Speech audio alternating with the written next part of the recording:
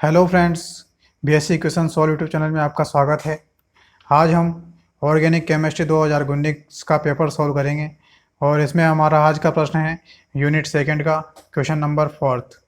इसमें हमसे carb zinc यौगिकों के सिंथेसिस अर्थात संश्लेषण और प्रॉपर्टीज गुण के बारे में पूछा गया था। Describe the method of synthesis and properties of organometallic compounds of zinc. तो चलिए फ्रेंड्स से सॉल्व करते हैं। इसके सॉल्यूशन में हम सबसे पहले कार्ब जिंक यौगिक की परिभाषा लिखेंगे और ये कितने प्रकार के होते हैं ये लिखेंगे। तो कार्ब जिंक यौगिक की परिभाषा, कार्ब जिंक यौगिक वे यौगिक होते हैं जिनमें एल्किल समूह का कार्बन परमाणु सीधे ही जिंक धातु परमाणु से जुड़ा रहता है, अर्थात एल्किल समूह यह होता है जिसमें कार्बन की एक लंबी चेन पाई जाती है और इस कार्बन की चेन से यदि कहीं पर भी जिंक धातु परमाणु जुड़ा रहता है तो यह यौगिक कार्ब जिंक यौगिक कहलाता है। और यदि यह कार्ब जिंक यौगिक दो प्रकार के होते हैं, पहला एल्किल जिंक हैलाइड और दूसरा होता है dialkyl zinc. Dialkyl zinc को हम फ्रैंकलिन अभिकर्मक भी कहते हैं।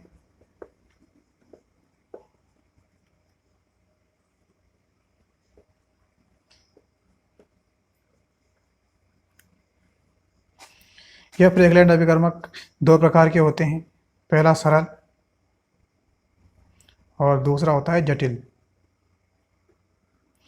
सरल फ्रैंकलिन अभिकर्मक के यदि दोनों एल्किल समूह यदि समान होते हैं तो यह फ्रैंकलिन अभिकर्मक सरल प्रकार का होता है, और यदि इस फ्रैंकलिन अभिकर्मक के दोनों ही एल्किल समूह भिन्न भिन्न हो जाते हैं तो यह फ्रैंकलिन अभिकर्मक जटिल फ्रैंकलिन अभिकर्मक कहलाता है। संश्लेषण की विधियों में हम पहला देखेंगे कि एल्किल हैलाइड की क्रिया जब हम जिंक से कराते हैं तब क्या होता है। जब हम एल्किल हैलाइड की क्रिया अर्थात मेथिल आयोडाइड की क्रिया जब हम जिंक से कराते हैं तब इसकी क्रिया हमें नाइट्रोजन की अक्रिय वातावरण में करानी पड़ती है, जिससे हमें मेथिल जिंक आयोडाइड का निर्माण होता है। अब हमने ये दो क्यों लिया, क्योंकि यदि हम एक एक अणु लेते तो इससे सिंगल मेथिल जिंक आयोडाइड का निर्माण होता और इससे ये आगे क्रिया संपन्न नहीं हो पाती। इस कारण हमें इसके दो मॉलिक्यूल लेने पड़े, और जब इन दोनों मॉलिक्यूल को वापस गर्म किया जाता है तो इससे डाइमेथिल जिंक का निर्माण होता है, अर्थात फ्रैंकलिन अभिकर्मक का निर्माण हो जाता है, और इसमें सह उत्पाद के रूप में जिंक आयोडाइड का निर्माण भी होता है।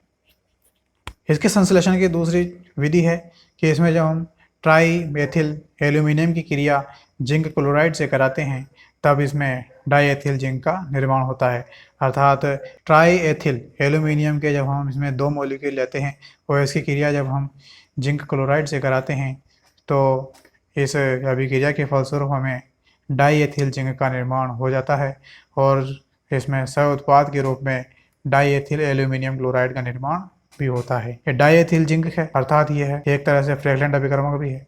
और कौन सा फ्रैंकलिन अभिकर्मक है? सरल प्रकार का, क्योंकि इसमें दोनों ही एल्किल समूह समान हैं। तो चलिए फ्रेंड, इसका नेक्स्ट पार्ट देखते हैं, और इसमें हमसे पूछा गया था कि इसके गुण भी लिखना है।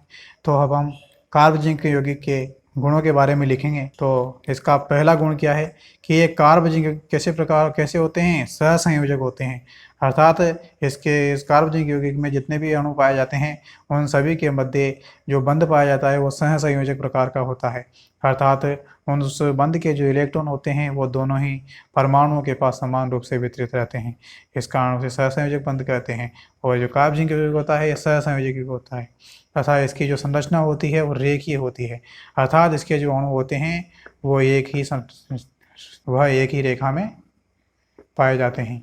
और इसका दूसरा गुण है यह वायु के प्रति अत्यंत क्रियाशील होते हैं और वायु के संपर्क में आने पर जलने लगते हैं, अर्थात इन्हें कार्ब जिंक को वायु के संपर्क में नहीं रखा जाता है, अन्यथा ये नष्ट हो जाएंगे और वायु के संपर्क में आने पर ये जलने लगते हैं। इस कारण वायु के संपर्क में नहीं रखा जाता है। इसका तीसरा गुण देखते हैं कि ये जो कार्ब जिंक होते हैं यह जल के प्रति भी अत्यंत क्रियाशील होते हैं, किंतु इनकी क्रियाशीलता ग्रीनियर अभिकर्मक की तुलना में कम होती है। अब मैं ग्रीनियर अभिकर्मक से तुलना क्यों गई है? क्योंकि जो ग्रीनियर अभिकर्मक होता है यह भी जल के प्रति अत्यंत क्रियाशील होता है, लेकिन ये ग्रीनियर अभिकर्मक जल के प्रति बहुत ज़्यादा क्रियाशील होता है, इस कारण इसकी तुलना यहाँ पर की गई है। तथा ये जो कार्ब जिंक यौगिक होता है जल अपघटन की क्रिया भी देता है, और यह जल अपघटित होकर एल्केन का निर्माण कर लेता है, अर्थात ये डाई एल्किल जिंक है, अर्थात ये फ्रैंकलिन अभिकर्मक है। और इसकी क्रिया जब जल से कराई जाती है, अर्थात इसे जब जल में रखा जाता है तो यह अपघटित हो जाता है और सिंपल एल्कीन का निर्माण कर लेता है और साथ ही इसमें सह उत्पाद के रूप में जिंक हाइड्रोक्साइड का भी निर्माण हो जाता है। इसका हम चौथा गुण देखते हैं कि कार्ब जिंक यौगिक CO2 से क्रियाशील नहीं होते हैं, अर्थात इन्हें यदि कार्ब जिंक यौगिकों को CO2 के माध्यम में रख दिया जाता है, अर्थात CO2 के साथ रख दिया जाता है, तो ये CO2 से किसी भी प्रकार की कोई क्रिया नहीं करते हैं और ये सुरक्षित बने रहते हैं। इस कारण इन कार्ब जिंक यौगिकों को हम सुरक्षित रखने के लिए CO2 के माध्यम में भी रख सकते हैं। और इसका पांचवा गुण है कि कार्ब जिंक यौगिक की सहायता से एल्किल हैलाइडों का एल्किलीकरण किया जा सकता है, अर्थात इन कार्ब जिंक यौगिकों की क्रिया यदि हम एल्किल हैलाइडों से करा दें तो एल्किल हैलाइडों का एल्किलीकरण किया जा सकता है, अर्थात उनसे हैलाइड का निष्कासन हो जाता है और उस हैलाइड के स्थान पर क्या जुड़ जाता है, हाइड्रोजन जुड़ जाता है या फिर मेथिल समूह जुड़ जाता है, जिसके कारण उनका एल्किलीकरण हो जाता है। तो चलिए फ्रेंड्स, इसका एक उदाहरण देखते हैं। प्रत्येक ब्यूटिल आयोडाइड की क्रिया मेथिल जिंक आयोडाइड से कराने पर नियोपेंटेन का निर्माण हो जाता है, अर्थात समीकरण दी हुई है कि इसमें जब हम प्रत्येक ब्यूटिल आयोडाइड की क्रिया मेथिल जिंक आयोडाइड से कराते हैं तो इससे नियोपेंटेन का निर्माण होता है, अर्थात एक ही कार्बन पर 3 कार्बन और जुड़े हुए हैं और इसके साथ एक मेथिल समूह और जुड़ा है, अर्थात एक ही कार्बन पर कितने 4 समूह जुड़े हुए हैं, जिसके कारण ये क्या हो गया, नियोपेंटेन हो गया, क्योंकि इसमें 5 कार्बन है और इसमें सह उत्पाद के रूप में जिंक आयोडाइड का निर्माण हो जाता है। इसकी छठे गुण है रिफॉर्मेटस अभिक्रिया। रिफॉर्मेटस की अभिक्रिया में जब हम एसिड एल्डिहाइड की क्रिया ब्रोमो एसिटिक एस्टर के साथ कराते हैं तो इसमें क्रोटोनिक अम्ल का निर्माण होता है, जो कि एक प्रकार का कार्बोक्सिलिक अम्ल है और उसमें 4 कार्बन होने के कारण से हम क्रोटोनिक अम्ल कहते हैं।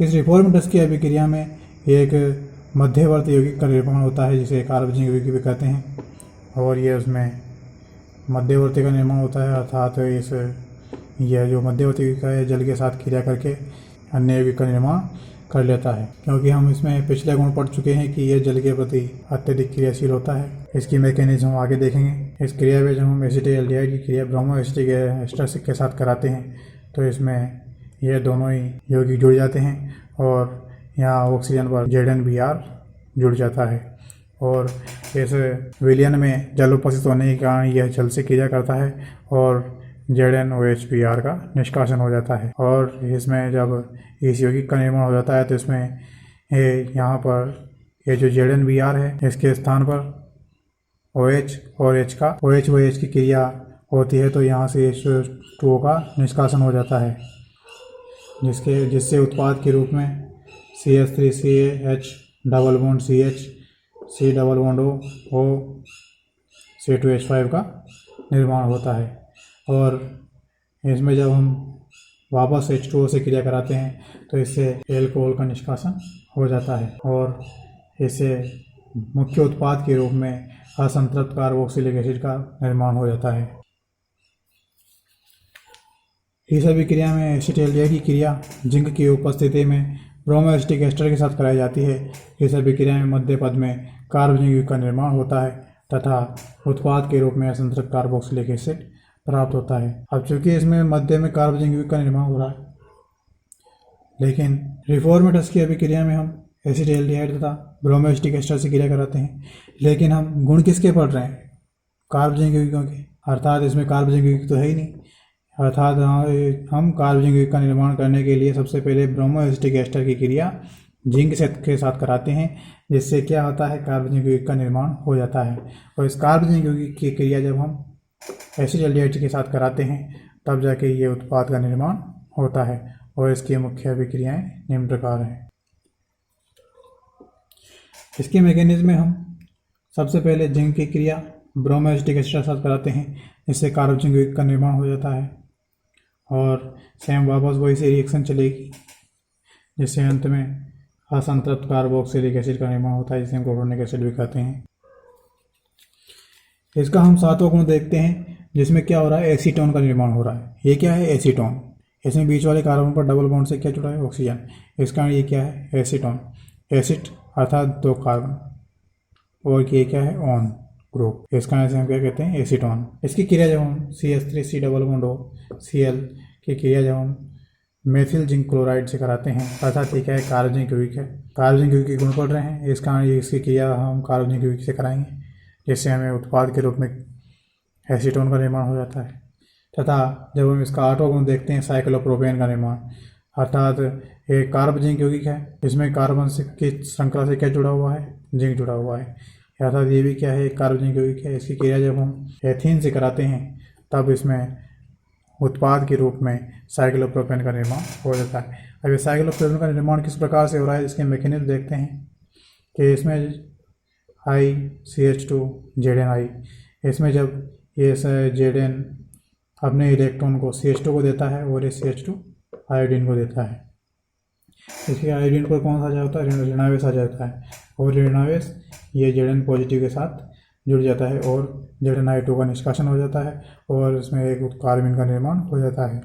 एक कार्बन की क्रिया जब हम एथीन से कराते हैं तब एथीन से क्रिया करने के साथ यह साइक्लोप्रोपेन का निर्माण हो जाता है। Thanks for watching. ऐसे ही इंटरेस्टिंग BSc के क्वेश्चंस को देखने के लिए मेरे YouTube चैनल को सब्सक्राइब कीजिए और यदि वीडियो पसंद आता है तो लाइक कीजिए। Thank you.